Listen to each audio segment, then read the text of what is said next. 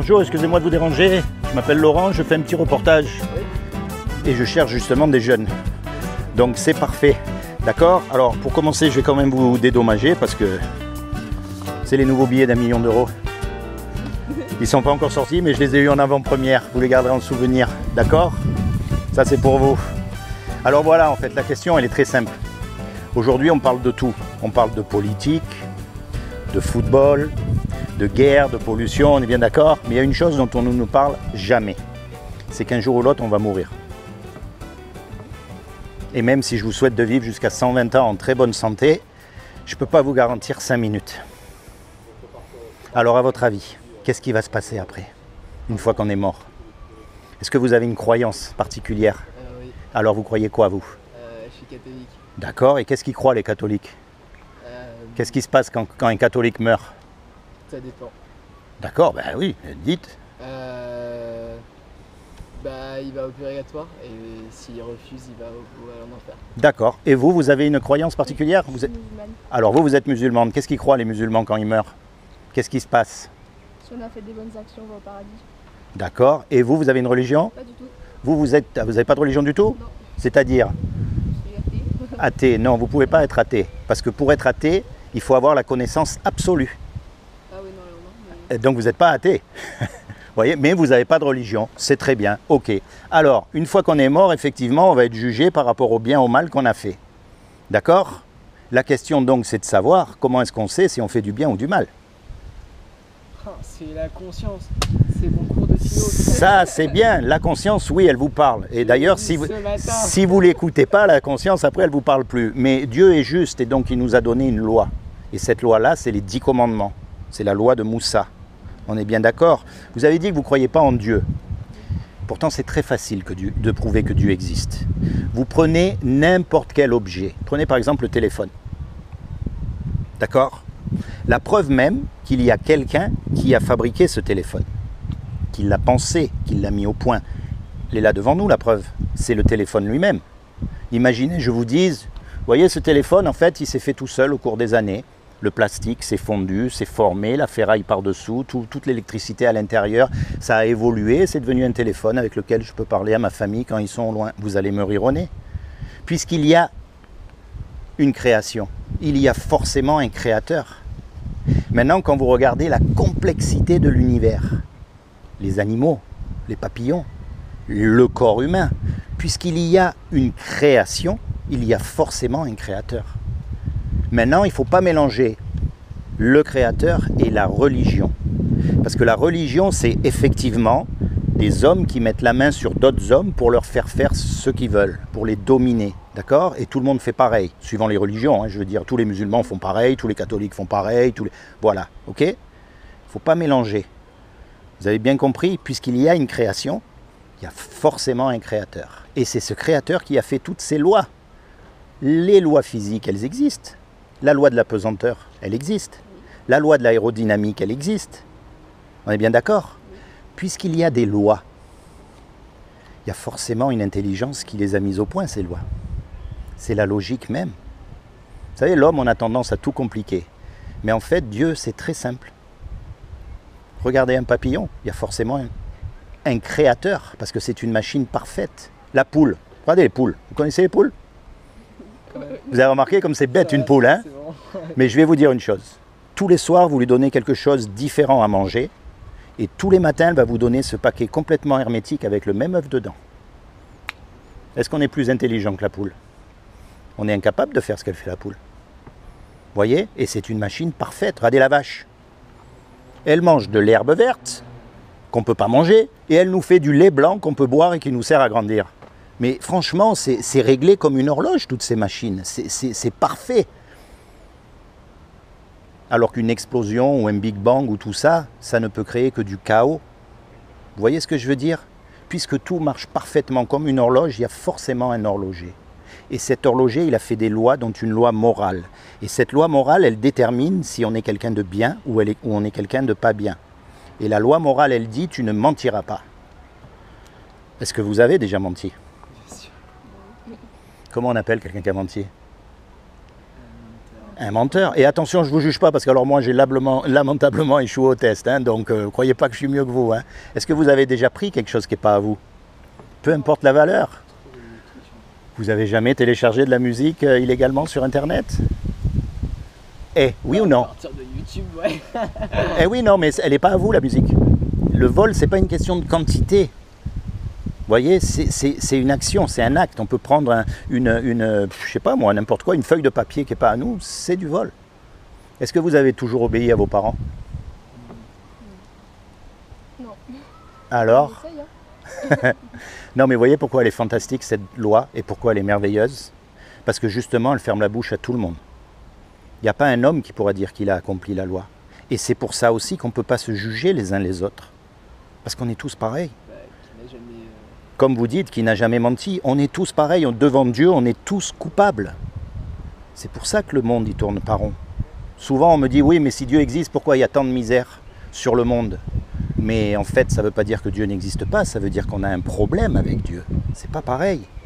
Et quand on prend conscience qu'on est des pécheurs depuis qu'on est dans le ventre de notre mère, c'est dans notre nature même le péché. On commence à comprendre. Regardez un petit enfant. Vous n'êtes pas obligé à lui apprendre à mentir, à voler les jouets de son frère, à désobéir aux parents. Pourtant, il n'est jamais sorti de la maison, mais toutes ces choses, il sait faire. Par contre, allez-y, allez lui apprendre à faire le bien.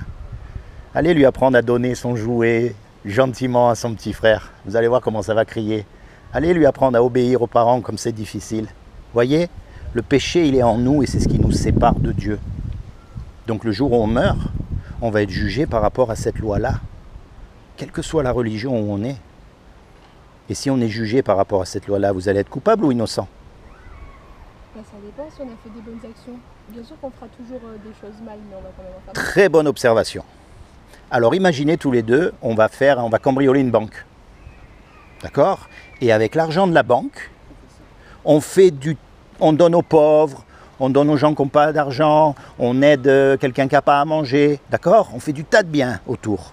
Et puis on se fait attraper, bien sûr, et on passe devant le juge. Qu'est-ce que va dire le juge? Est-ce qu'il va dire, bon allez, ok, va, on oublie la banque, vous avez fait beaucoup de bien? Ou est-ce qu'il va dire, c'est bien, vous avez fait beaucoup de bien, mais aujourd'hui vous êtes là parce que vous avez cassé la banque? Vous voyez ce que je veux dire? Le mal qu'on a fait, malheureusement, on ne peut pas l'effacer. On ne peut pas retourner en arrière. On ne peut pas. C'est pas possible. On regrette même des fois, mais on ne peut pas retourner en arrière. Et comme on est coupable, il y a deux solutions. Soit on va au paradis, soit on va en enfer. Et là, ça nous chatouille un petit peu de savoir que si on meurt aujourd'hui en étant coupable, on risque de partir en enfer pour l'éternité. Ça, c'est fou. Vous voyez ce que je veux dire?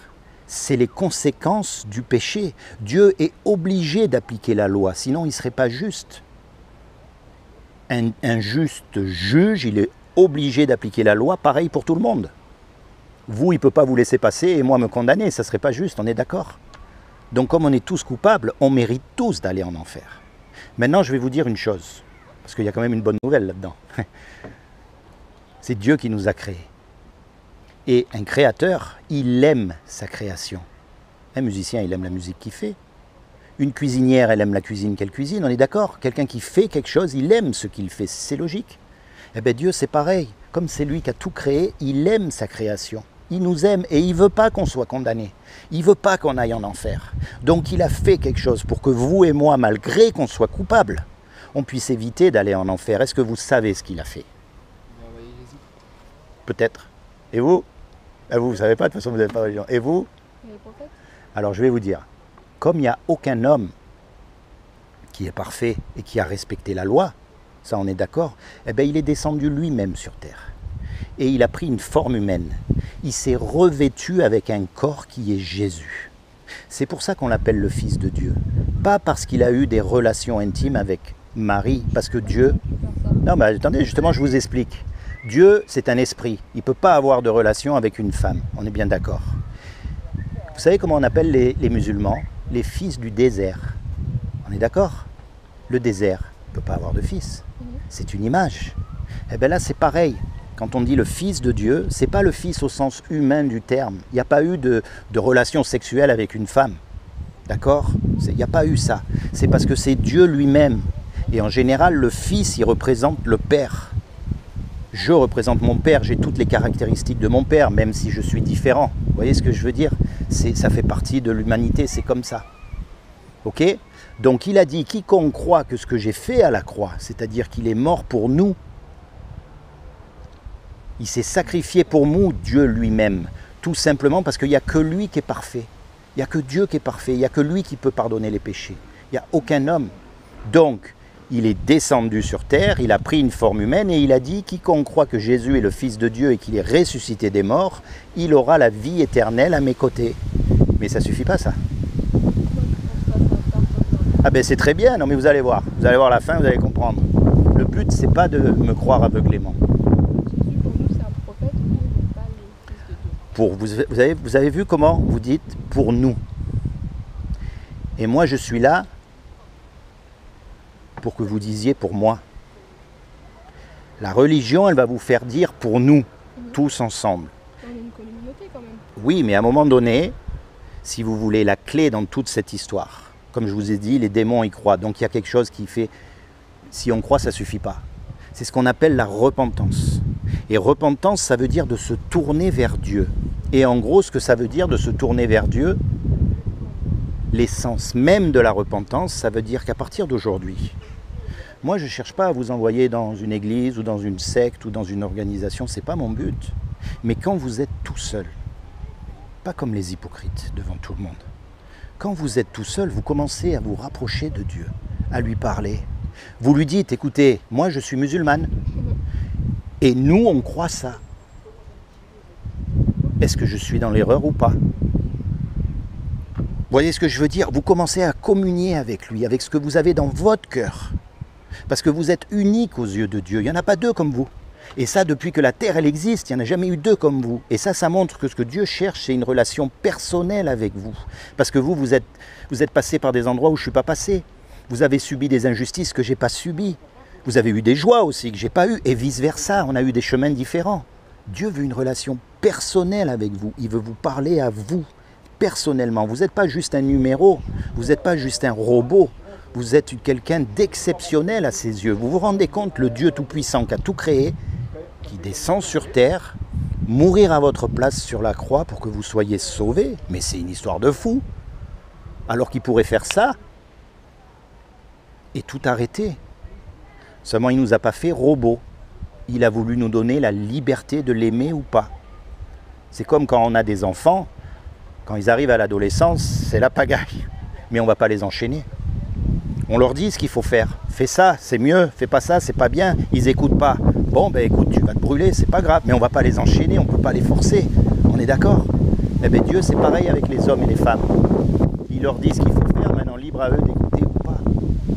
Donc moi, mon but, encore une fois, quand vous êtes tout seul, commencez à vous poser ces questions. Commencez à parler à Dieu. Vous lui dites tout ce que vous avez dans le cœur. Est-ce que c'est vrai? Est-ce que c'est pas vrai? Est-ce que je dois suivre ce chemin? Qu'est-ce qu'il faut que je fasse pour être sauvé? Est-ce qu'il y a moyen de savoir ici si je vais aller au paradis ou en enfer? Il faut commencer à se rapprocher de lui avec vos mots, vos paroles. Vous voyez ce que je veux dire? D'une certaine manière, il ne répond pas toujours. Détrompez-vous. Le problème, c'est que nous, on est limité dans le temps. On est soumis au temps. Dieu, lui, a créé le temps. Donc il est en dehors du temps. Pour lui, le temps n'existe pas. Enfin, il n'est pas soumis, Dieu n'est pas mort. Il est ni né, il est ni mort, il est éternel. Éternel, ça veut dire qu'il n'a ni début ni fin. Vous voyez? Donc des fois, on croit qu'il répond dans 5 ans. Mais pour lui, c'est rien. C'est au bon moment pour vous. Et puis comment est-ce que Dieu vous parle? Vous êtes catholique, Ça dépend. vous avez une Bible à la maison. Bon, vous avez une Bible aussi? Vous avez une Bible? Non, vous avez le Coran. D'accord. Eh bien, je vous encourage à lire votre Bible. Ouais, Vous savez qu'on a... Je le fais pas toujours, je vais pas vous mentir. Mais moi non plus. Je le fais de temps en temps. Moi non plus. Vous savez, la Bible, c'est un livre qu'on garde toute notre vie. Et vous allez jeter un coup d'œil dedans. Vous êtes en retard? Bah, on a On a un bus à prendre. dans Ah ouais, ben fallait me le dire. Et moi, je suis juste là pour ça. Hein. Vous n'avez pas une Bible? Je vais vous faire cadeau une Bible. Non, ça va. Merci. Vous êtes sûr, vous voulez pas une Bible? Vous voulez une Bible? Non, merci. Ah, vous savez, Oui, oui, je sais, mais non, merci. il faut jamais se fermer les portes. Oui, oui, non, mais ça va aller. Mais du coup, est-ce qu'on pourrait être écouté? Je sais pas où ça passe, mais Oui, vous inquiétez pas. ça marche. Ouais, ça va. Vous n'avez pas de problème. D'accord. Ça va être la superstar. Non, mais c'est bien de dire, parce que moi je suis un professionnel, je suis obligé de respecter ce que vous demandez. D'accord? Puis en plus on parle de Dieu, alors si on commence à faire des trucs, hein. Ouais. Ok? En tout cas, soyez bénis. Pensez à ces choses. Ne m'écoutez pas comme ça aveuglément, ne croyez pas ce que je vous ai dit. Mais souvenez-vous d'une chose, c'est qu'un jour ou l'autre on va mourir, après ça sera trop tard. Qui c'est qui a tort? Qui c'est qui a raison? Est-ce que ce sont les musulmans qui ont raison? Est-ce que ce sont les chrétiens qui ont tort? Comment est-ce qu'on va faire pour le savoir? La seule façon, c'est justement de se tourner vers Dieu et de commencer à le chercher de tout son cœur, de toute sa force, de toute son intelligence, parce que c'est ça le but de la vie. Ok? Soyez bénis et merci de m'avoir écouté. Au revoir. Au revoir, salut!